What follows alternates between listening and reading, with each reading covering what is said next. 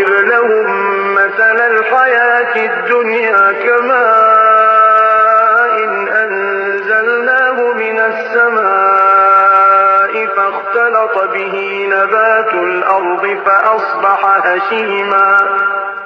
فأصبح هشيما تذروه الرياح وكان الله على كل شيء مقتدرا. المال والبنون زينة الحياة الدنيا والباقيات الصالحات خير عند ربك ثوابا وخير أملا.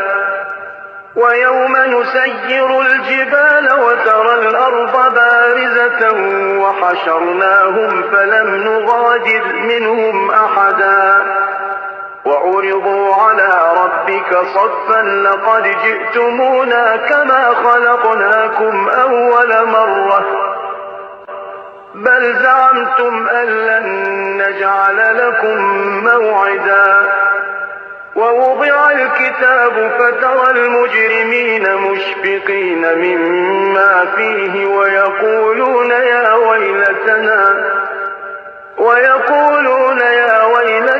ما لهذا الكتاب لا يغادر صغيرة ولا كبيرة إلا أحصاها ووجدوا ما عملوا حاضرا ولا يظلم ربك أحدا.